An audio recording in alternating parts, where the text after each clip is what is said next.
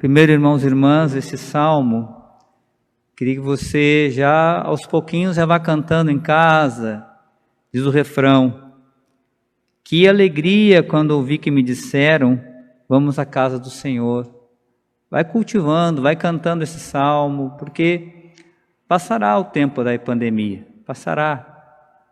Então já vá cultivando essa alegria de voltar à casa do Senhor, de participar, de estar presente na sua comunidade.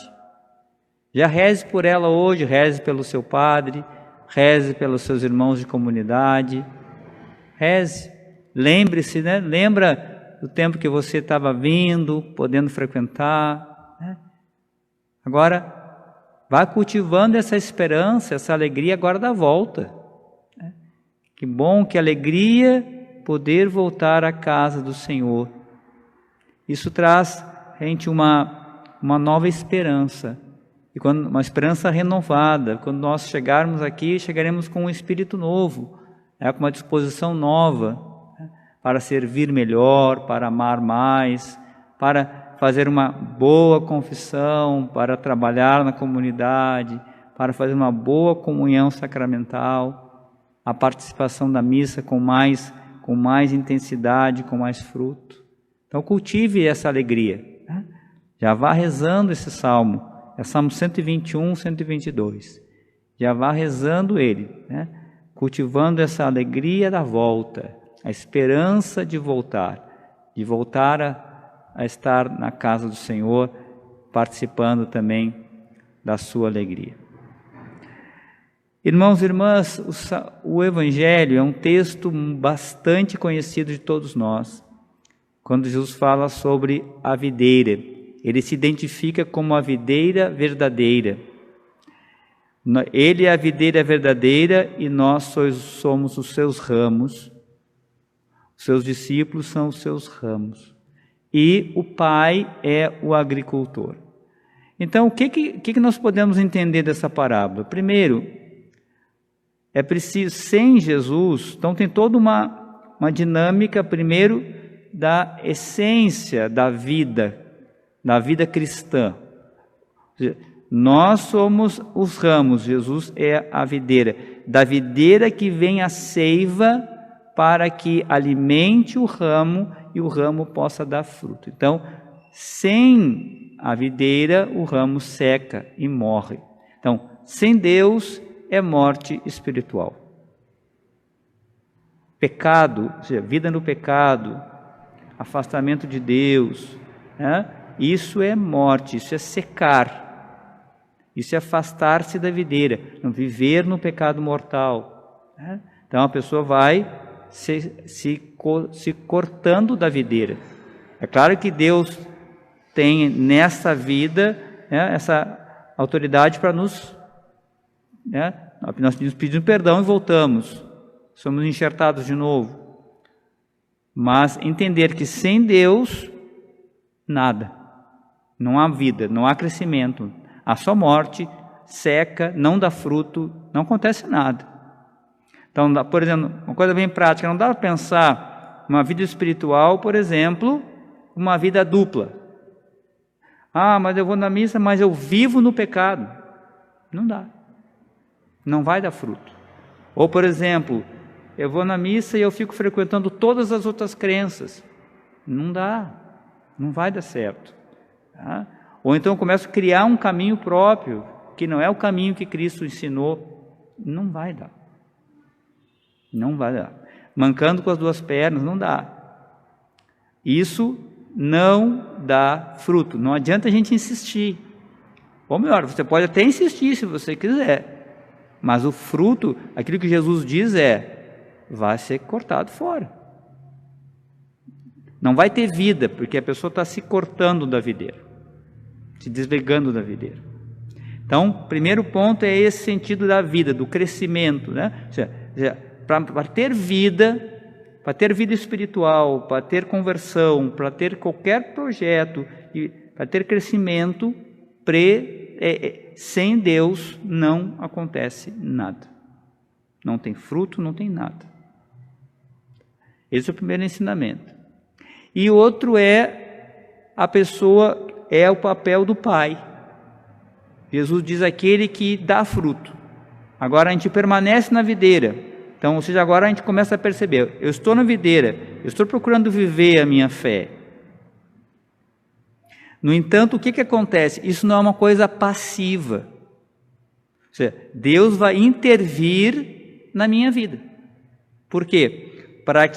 Porque a meta dessa vida, desse ramo, que somos nós, é dar muitos frutos. É chegar à santidade, é ir para o céu, é cumprir toda a missão do que Deus tem para nós. Portanto, não é qualquer coisa. Eu já estou rezando, já estou indo na missa, deu. Não.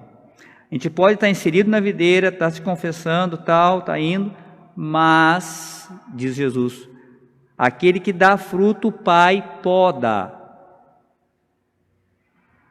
Ele poda para quê? Para dar mais frutos. E aí entra uma dinâmica da vida espiritual que nós precisamos entender que às vezes é difícil de aceitar. Às vezes a gente tem, pelos nossos orgulhos, nossas soberbas, a gente tem dificuldade até de entender.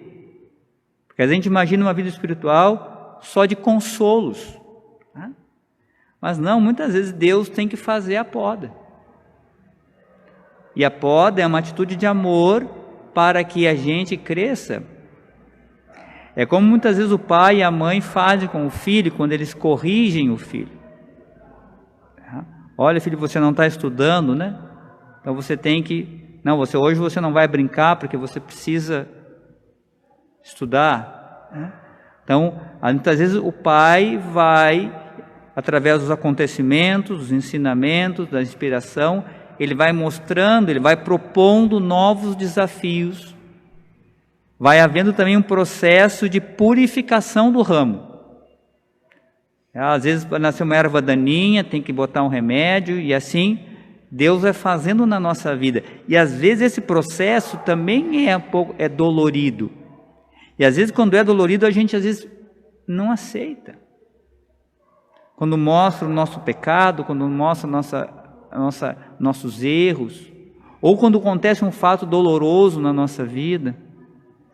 Pega esse exemplo dos apóstolos, né? Muitos deles não compreendiam a profundidade da entrega da cruz de Jesus. Né? Você lembra? O Pedro dizia, Senhor, que isso nunca te aconteça. Até Jesus deu uma repreensão forte. Então, eles não tinham a dimensão dessa, tanto que todos abandonaram Jesus na hora da cruz. Ficou só João, dos apóstolos. Então não havia aquela aceitação do plano de Deus. Então muitas vezes acontece isso na vida da gente. A gente não aceita aquilo que Deus está querendo para nós. Queremos uma outra santidade, um outro jeitinho, ou queremos ficar na nossa zona de conforto. E Deus vai fazer a poda. Ele vai chamar a gente para conversão. Vamos pegar esse tempo que nós vivemos. Gente, claro, é um tempo de muita dor, muito difícil, dolorido. Mas vejo que tem muitos frutos bons. A gente vê com as pessoas conversando, pessoas voltando a rezar, famílias se encontrando. Olha, muitas coisas boas, solidariedade, uma corrente. Até eu quero louvar a Deus aqui em nossa comunidade. As pessoas, por exemplo, estão se unindo também para ajudar os irmãos carentes. É uma corrente de bem que está acontecendo.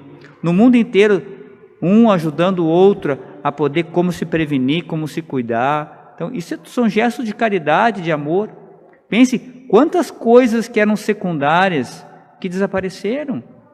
E a gente não fala mais, está falando de coisas sérias, de coisa importante. A humanidade está voltando para se cuidar, para prevenir, para salvar vidas, solidariedade, alimentação, cuidar, vida espiritual.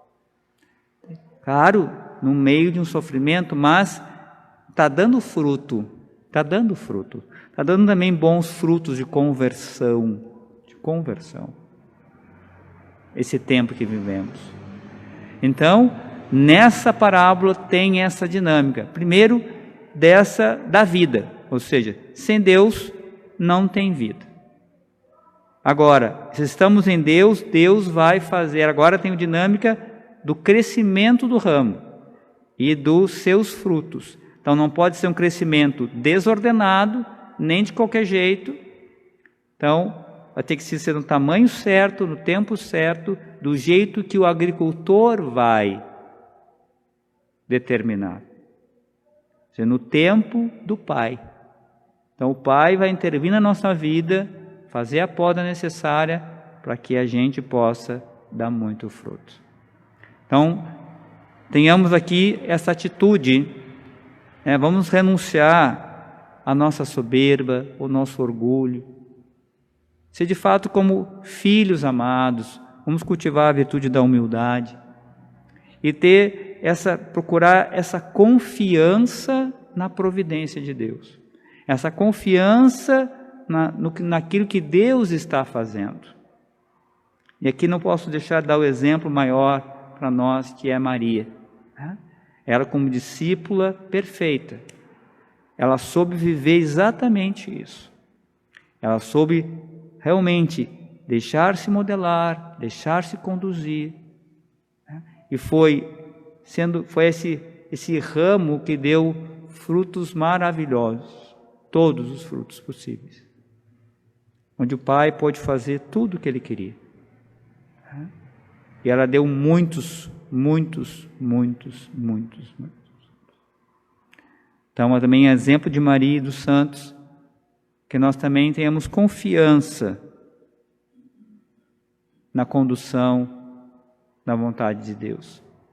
Que a gente possa ter esses olhos de fé e permanecer na videira, para darmos muitos frutos no tempo certo. Vamos fazer um breve momento de silêncio agora, acolhendo no nosso coração essa palavra, para que ela possa dar frutos em nossa vida.